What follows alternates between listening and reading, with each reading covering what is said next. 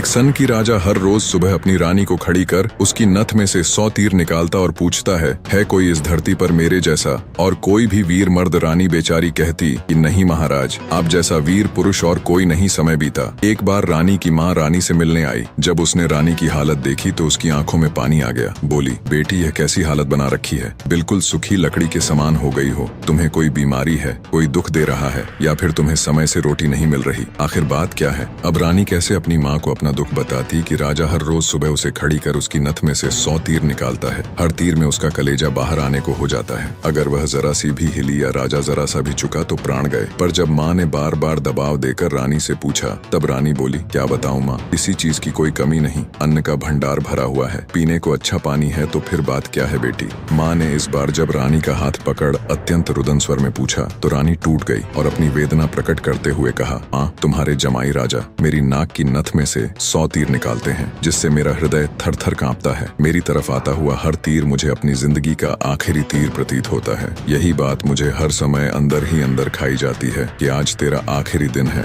बस माँ, इसी चिंता के कारण कुछ भी खाना पीना मेरे हलक से नीचे नहीं उतरता। रानी की माँ ने हैरान होते हुए कहा, यह तुम क्या कह रही हो बेटी, ये कब हुआ? रानी बोली, माँ यह मत पूछो कब हुआ, ये पूछो कब नहीं हुआ। राजा हर रोज सुबह मुझे खड़ी करके सबसे पहले मेरी नथ में से 100 तीर निकालते हैं, उसके बाद ही अपना दिन शुरू करते हैं। बोली, कुछ बोलते भी हैं? रानी बोली, हाँ माँ, कहते हैं इस धरती पर मेरे जैसा कोई और मर्द है। रानी की माँ कुछ सोचते हुए बोली, बेटी चिंता मत कर, कल वो जब ऐसा पूछे तो कह देना, दुनिया में मर्द बहुत घर नहीं तो बाहर बहुत घर से बाहर निकलो शेर को, स्वा शेर बहुत इतना। कह रानी की माँ अपनी बेटी से विदाई ले अपने घर चली गई। अब रानी को इंतजार था तो बस अगली सुबह का राजा ने सोती हुई रानी को हाथ पकड़कर उठाया और कहा, रानी आ जाओ, समय हो गया। रानी ने सोचा, हे भगवान, बस आज और बच जाऊं, फिर तो जो माँ कहकर गई थी वो बोल दूंगी। और रानी उठकर बाग में जाकर आंख बंद करके अपनी नथ पकड़कर खड़ी हो गई। राजा ने रोज की तरह एक के बाद एक 100 तीर रानी की नथ में से निकाले। तीर निकाल राजा बोला, बोल रानी है दुनिया में मेरे जैसा कोई और शूरवीर मर्द? रानी हिम्मत जुटा बोली, महाराज दुनिया में शूरवीर मर्द बहुत घर नहीं तो बाहर बहुत। आप बाहर निकल के देखो शेर को। सवा शेर बहुत। राजा हैरान होते हुए बोला, ठीक है रानी, अगर यही बात है तो कुछ खाने का सामान दो, मैं जा रहा हूँ बाहर शूरवीर मर्द देखने। मैं भी तो देखूं है कोई मुझसे ज्यादा शूरवीर मर्द। इस दुनिया में थोड़ा बहुत खाने पीने का सामान ले। राजा निकल पड़ा। चलते चलते एक कच्चे रास्ते पर हो लिया। थोड़ी दूर ही चला तो आगे देखा एक आदमी रास्ते के किनारे पर लेटा ऊपर की तरफ एकटक देख रहा है। राजा को बड़ा कौतूहल हुआ। ऊपर की तरफ देखा तो उसे सिवाय सूर्य की तेज किरणों के कुछ दिखाई नहीं दिया गया। जिज्ञासावश उसके पास और पूछा, क्यों भाई, ऊपर क्या देख रहे हो? काना आदमी ने कहा, इंद्र के अखाड़े में परियों का नाच हो रहा है, वो देख रहा हूँ। राजा ने एक बार फिर से ऊपर देखा पर उसे कुछ दिखाई न दिया तो उसका आश्चर्य बढ़ गया। काने आदमी ने ऊपर की तरफ ध्यान लगाए राजा से पूछा, तुम कौन हो भाई और कहाँ जा रहे हो? राजा बोला, मैं मालवा का राजा उत्पल राज हूँ, मैं दुनिया में शूरवीर मर्द देखने जा रहा हूँ। काने को बड़ा कौतुक हुआ। बोला, तो थोड़ी देर मेरी प्रतीक्षा करो भाई। नाचते नाचते एक परी की पाजेब टूट गई है, वो नीचे गिरने वाली है, बस उसको लेकर मैं भी तुम्हारे साथ शूरवीर मर्द देखने चलूंगा। कुछ ही देर में आकाश से छम की आवाज से एक पाजेब नीचे आ गिरी। काने ने उसे उठाया और जेब में रख लिया और बोला, अब चलो भाई मर्द देखने। मर्द कैसे होते हैं मैं भी तो देखूं। राजा के आश्चर्य की कोई सीमा नहीं थी। उसका अहंकार तो यही नष्ट हो चुका था, उसकी हवाइयां उड़ चुकी थी। सोचा कि तू तो रानी की नथ से तीर निकाल अपने आप को सबसे बड़ा मर्द समझता था, तेरे से ज्यादा तो यह काना है। एक आंख से अंधा होते हुए भी इंद्र के अखाड़े में क्या हो रहा है देख लेता है। अब राजा और काना आदमी दोनों एक साथ चल पड़े। मर्द देखने राजा और काना आदमी अभी कुछ दूर ही चले थे। आगे एक नौजवान व्यक्ति धनुष बाण लिए किसी की प्रतीक्षा में बैठा था। राजा ने उससे भी पूछ लिया, क्यों भाई कैसे बैठे हो? व्यक्ति बोला, अपने दोस्त का इंतजार कर रहा हूँ। राजा बोला, कहाँ है तुम्हारा दोस्त? व्यक्ति बोला, मैंने 100 कोस पर तीर मारा है, उसे लेने के लिए गया है। इतना सुनना था कि राजा के पैरों नीचे से जमीन खिसक गई। कहानी को बीच में रोक आपकी जानकारी के लिए बता दूं, पुराने समय में दूरी मापने के लिए किलोमीटर या मीटर नहीं बल्कि तब के लोग कोसों के द्वारा ही दूरी को मापते थे। उस समय के एक कोस का मतलब आज के लगभग 3 किलोमीटर है। तो नौजवान व्यक्ति ने राजा और कांडे आदमी से पूछा, तुम लोग कहाँ जा रहे हो? कांडे ने कहा, मर्द देखने। उत्सुकतावश नौजवान ने कहा, तो भाई हम भी चलेंगे तुम्हारे साथ मर्द देखने, बस थोड़ा इंतजार करो, मेरा दोस्त अभी मेरा तीर लेकर आता ही होगा। राजा बोला, 100 कोस से आज ही थोड़े ना आ जाएगा, उसे तो कई दिन लगेंगे। नौजवान ने मुस्कुराते हुए कहा, नहीं मान्यवर, उसे 100 कोस से जाने और आने में सिर्फ 1 घंटा लगता है। थोड़ी ही देर में एक लंगड़ा व्यक्ति नौजवान के द्वारा छोड़ा हुआ तीर हाथ में लेकर आता है। अब राजा को काटो तो खून नहीं। रानी की नथ में से तीर निकाल खुद को मर्द सूरमा समझने वाले राजा को अब एक से एक बड़े सूरमा टकरा रहे थे। वो जिस बिल में हाथ डाल रहा था वहीं से सांप फुफकार हुए निकल रहे थे। एक काना आदमी जो एक आंख ना होते हुए भी इंद्र के अखाड़े में परियों का नाच देख रहा है। एक युवा पराक्रमी नौजवान 100 कोश तक तीर मार रहा है। एक अपाहिज लंगड़ा आदमी 100 कोस की दूरी सिर्फ 1 घंटे में नाप देता है। बोझिल कदमों के साथ राजा अब उन तीनों के साथ आगे चल पड़ता है। चलते चलते वे एक नगर में पहुंचे जहां एक राजा की लड़की का स्वयंवर चल रहा था। स्वयंवर की शर्त थी कि जो व्यक्ति 50 कोस से 2 घंटे में हंसता पान बोल सुपारी ला देगा, उसी के साथ रानी का विवाह कर दिया जाएगा। चारों में से लंगड़ा ही इस काबिल था जो कोसों की दूरी मिनटों के हिसाब से तय कर सकता था। अंततः चारों की सलाह पर लंगड़ा व्यक्ति स्वयंवर की शर्त पूरी करने के लिए तैयार हो गया और शर्त अनुसार हंसता पान बोल सुपारी लाने के लिए चल पड़ा। रानी के स्वयंवर की शर्त अनुसार लंगड़ा व्यक्ति तेजी के साथ उस दिशा में बढ़ने लगा जहां हंसता पान बोल सुपारी का पेड़ था। अपनी दिव्य गति से थोड़े ही समय में वो उस पेड़ के पास जा पहुंचा। उसने सुपारी तोड़ी और अपनी जेब में डाल ली। सोचा अभी तो बहुत समय है, क्यों ना थोड़ी देर सुस्ता लिया जाए। ये सोचकर वह उस पेड़ के नीचे सुस्ताने के लिए लेट गया। ठंडी हवा के झोंकों से जल्दी ही उसकी आंख लग गई। उधर तीनों की समय बीतने के साथ साथ चिंता बढ़ रही थी। 2 घंटे पूरे होने को आए थे, बस थोड़ा समय ही बचा था। नौजवान तीरंदाज ने कहा, इतना समय तो उसे कभी नहीं लगता, जरूर कुछ बात है। काने आदमी ने कहा, रुको मैं देखता हूँ। जब काने ने देखा तो वो पेड़ के नीचे सो रहा था और पेड़ से एक खूंखार जहरीला सांप